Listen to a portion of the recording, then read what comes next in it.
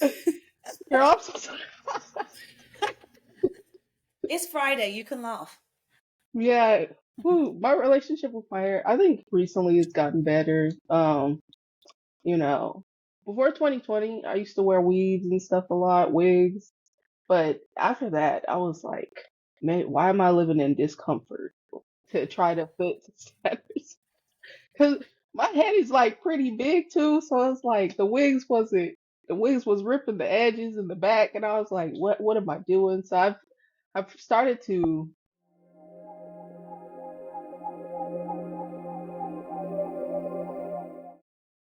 Today, I am delighted to have Konnie, a mechanical engineer, on the show. Thanks for coming on the show, Konnie. Yes, thanks for having me. So there's not tons of mechanical engineers, and there's not tons of Black mechanical engineers. So let's start with you. Tell me about your journey and how you ended up doing what you do.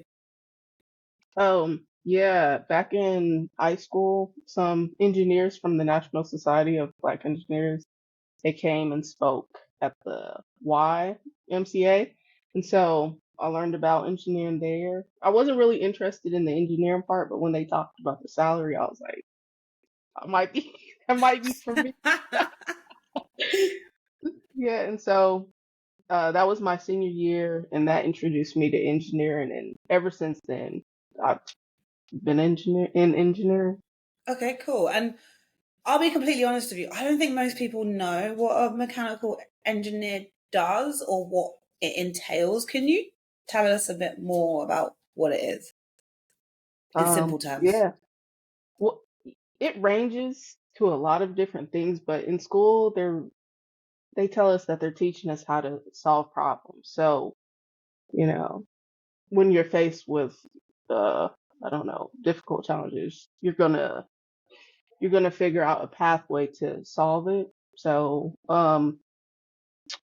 I've been in the industry that I've been in the most is manufacturing. So a lot of that's been, figuring out if this is the best machine, is the yield right, stuff like that. So it just varies for a lot of stuff, but mostly we solve the world's problems. Okay, that's a good way to put it. There's a theme on your TikTok page, and we're going to talk about the filter that you created a bit later. There is a theme where you are just like building stuff. What attracts you to like solve problems and build things just generally? Mm. I don't- Well, I grew up poor, so a lot of what I did back then was solving problems of, how can like I used to sew my pants to be skinny jeans because I was like, I can't look Wow. crazy having wide legged pants.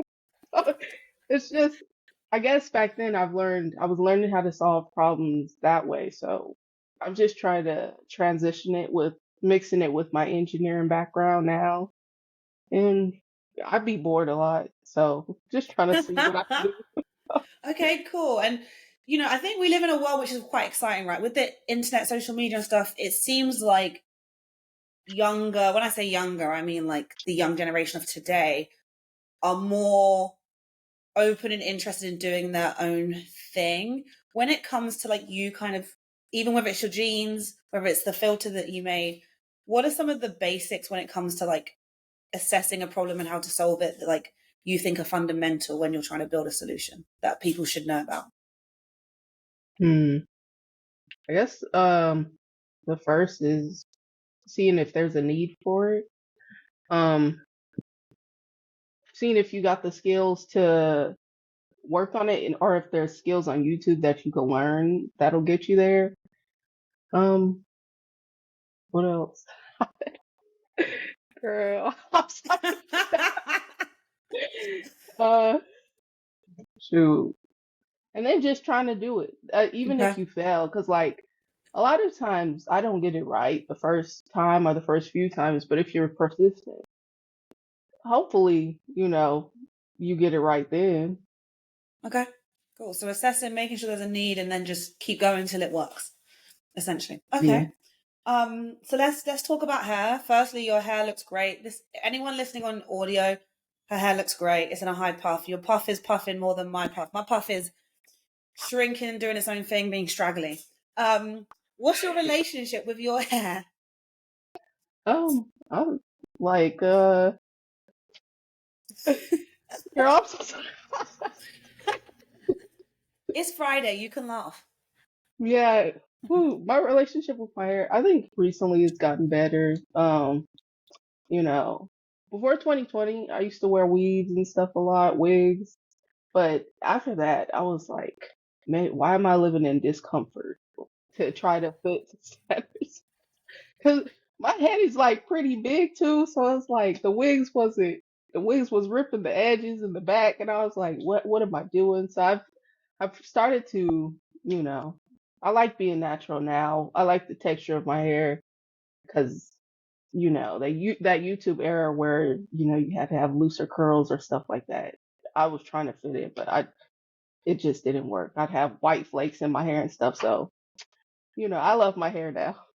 Okay, cool. And it's interesting you say that. I've been a weave wearer. I wear my hair whatever style I kind of feel, to be honest. But literally recently, I've kind of been like, I just want my scalp to breathe.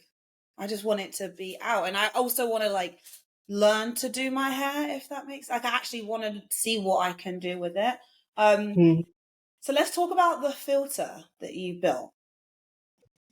For folks listening, can you just explain what you built on TikTok and what it does?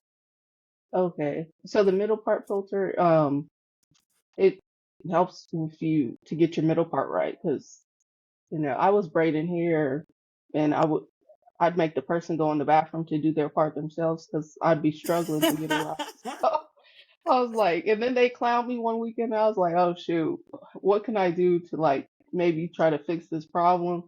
So that's when I worked on that with my brother and sister, and yeah. So it helps with your middle part, but then I realized if your face is like not that symmetrical, it's kind of leaning more to one side. So I'm working on it. Okay, so you were getting like folks to go and part their hair, or go in the mirror. How long from when you realized, okay, I've been clowned, I need to fix this? How long did it take you from that thought to actually get the filter out on TikTok? Like, what went into it? Um, I don't know how to make a filter, so I'm just curious. it took like maybe a week. It didn't take long. Because I already have 3D design skills because I'm an engineer. So all I had to do was learn how to use the TikTok effect house to create it.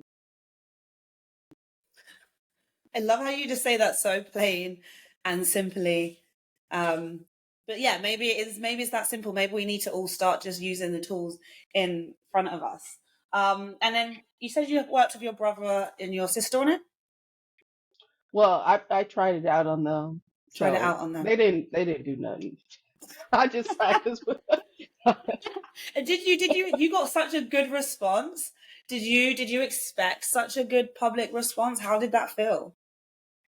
Yeah, I thought that was pretty crazy. I thought maybe a job opportunity, but no, we're still working on that. But it was pretty great, and all the feedback and like all the people that was like, "This is so smart.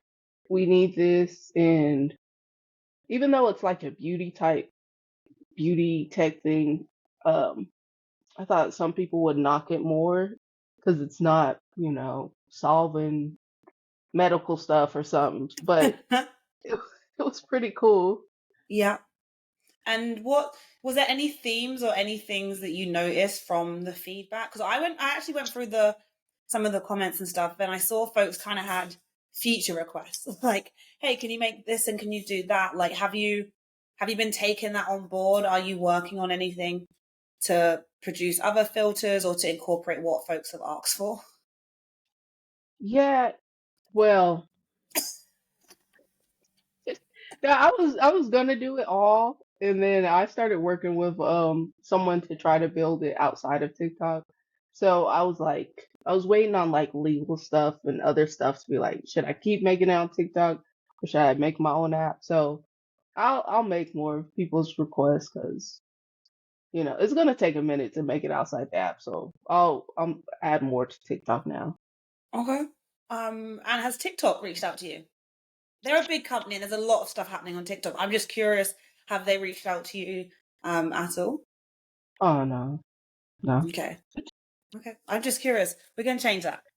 I think what you've made is really cool, and I think it's clearly appeals to a certain demographic of like Hmm. untapped opportunity, especially because I'm sure you've seen it like on your feed of like so many Black people going on and sharing their hair stories and their journey. So it's just there's a whole community there for them to tap into. Um, Yeah. so let's talk about the future. What excites you about the possibility of what can happen at the intersection of you being a mechanical engineer and having some kind of interest in hair? Um. Yeah. I think that I've the last few months I've been trying to. I've realized that there is like kind of intersections between the two, and so I've been Mm-hmm. trying to connect those, like with the snap band thing I made for holding gel. So I was like, what other tools can I create that'll make Black people doing their hair easier? Because I be sitting there like, why ain't this made? But if I got the skills, why can't I just make it myself? So I think, trying to build a brand, doing that. Okay. And do you have have you met other folks with your expertise that are also interested in air hair where there's like an opportunity to collaborate or build together? Or, Yeah, there's I met this, I think they're a Black startup company, Nazir, and they're okay. working on creating like next age future like Yeah. tech for hair. So it's been interesting learning more about what they're creating. There's a few other Black like companies that have reached out to me about Mm-hmm. what they're doing. Swella, they're like a braid bar and stuff. So it's like I'm guess the community is growing and the people I'm learning that are, working towards build or moving Black hair to the future. That was Um, You keep laughing and smiling, and it's just making me laugh and smile. my Especially this bad. early in the morning, it feels good. Um, and so, what are you looking forward to in the next 6 months? Like now that you've done this, you're meeting people, you've built something that's helpful. Like, what are you looking forward to? Hmm. I think the next 6 months, trying to take making a brand or business serious, more serious, because I kind of just move on from things, but I'll try to stick with this and I don't know, see if I can be the next. Well, not the next, but you know, girl, I'm so sorry. Are you gonna cut? Are you gonna cut that? I'm not going to cut. Why are we going to cut the laughter? We're laughing. This is the conversation. Because I'll This be is what. thinking about the. Huh? Keep going. That's fine. No, I'd be thinking about the question, and then I just lose the thought. I lose what the question was. What are you looking forward to in the next 6 months? And you said you wanted to be the Okay. next. You said, you're working to be the next. What's the next? Well, not the. I wouldn't say the name, but I take inspiration from like Madam C.J. Walker, people that Mm-hmm. innovated Black hair, like the guy that created the Afro pick. I don't remember his name now, but it's like they did so much for Black hair. So it's like I'm looking towards them to see what they did and seeing how I could kind of make a similar impact in Mm-hmm. like, the 21st century. That it? I think we're in the 21st century. If you know what, let me just. Oh no, I think we're in the 21st century. I'm pretty sure we're in the 21st century. If we are in the 22nd century, I must have missed it, and so did you. Girl. We're living in a simulation, and I would love to pick your brain on. Oh, let me not say that. Pick your brain. That's such a horrible thing to say, actually. But I would love to know from you, given what you do, technology, right? Like when you think about Madam C.J. Walker, like what happened at the time was insane. Like the innovation. We're now in a time where like technology has advanced so much. Are there any technologies that you're aware of that you think it's going to be exciting to see how they can be applied to hair or beauty in general? And tell us a bit more about those technologies. Hmm. I think what is it? The Apple Vision, the glasses, Oh, the mixed reality glasses. Sorry, uh, girl, I'm getting over a cold. Sorry. Uh, anyways, so mm,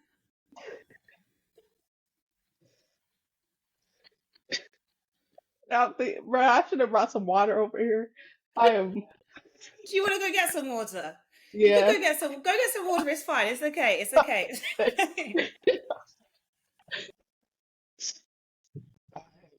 My bad. Everyone, if you're not watching this on video or audio, Connie just went and got some water and she's back. Apologies. Um, so we were talking about technologies and what are some current technologies or advancements where you think is going to be interesting to see them applied to hair or beauty? I think the Apple Pro Vision, the Vision, whatever it's called, it's like the mixed reality glasses. I feel like that could be used beauty shops and stuff Mm-hmm. with like the not the braiding filter, the braid parting filter that I use, something similar to that. I wouldn't say that one exactly, but like I feel like that mixed reality could help with, hairstylists getting their parts more precise or, you Mm-hmm. know, mapping a style out uh like on a 3D head before they do it on someone's head. Mm-hmm. So yeah, I Making sure think that that could be used. making sure the wig's laid. Mhm. Okay. Yep. Okay. Cool. What I like to do on our regular seasons is ask at the end of each interview some like random quick fire questions that aren't prepared that have just come from my mind. You can laugh before you respond. We can keep with the theme of laughing. Do Okay. you want to jump into it? All Okay. right. Cool. If you were stuck on a desert island and I can only drop one hair product or tool off for you, what would it be?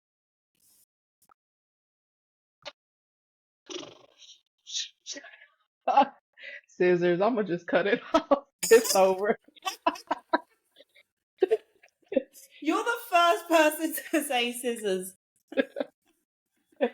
Girl, what am I living for? Okay, so if you're ever stuck on a desert island, Connie, and I ever see that on the news, I'm just gonna make, or well, I won't see it on the news because you'll be stuck. But if you ever somehow contact me and say, "Hey, I'm stuck. I need something," I'm gonna drop you some scissors. So you would take I scissors if you were on a appreciate it. desert island. Mm. Music is a big part. When I think about hair and getting your hair done, music's always playing. What song do you have on repeat right now? Um. Oh shoot, girl. Who is it? I think it's been what is Victoria Monet, all right? Okay. Okay, cool. I'm going to make a playlist for season 2, so I'll make sure that's on there. Hmm. Next question. What was your biggest hair horror story? Oh, I was wearing clip-ins in high school and I was frying my hair, but it was there was this one that I made that was kind of heavy and I put it in the back of my like the back row. It was Mm-hmm. heavy and it made like a bald spot, so that was it. You know what's so wild when you said about being at high school? Because I had a weave in secondary school, which is like the equivalent for high school. And I kind of now when I hear this, I'm just like, where were we going with like clip-ins and weave? Like I actually like 14, I'm just like, what? Like I was a child. Like I didn't actually For need a whole real. weave. So Not at yeah, you had the all. clip-ins. You're brave. I've never worn clip-ins just because I feel like I would just take it out. Um, um, what has been your most loved hairstyle that you've had? I like Marley twist the most Okay. because even if my hair pops out, it still matches the texture. So I like the was it low ease hairstyles? Okay. And final question. What do you love about your hair? Um, shoot, it's there, you know. It's even all the stuff I've done put it through, it keep coming back. So it's Okay. resilient. Cool. Well, thank you for coming on the show, Connie. I think this might be the most I've ever laughed on a Friday morning. It's been a pleasure. Yes, it was nice talking with you.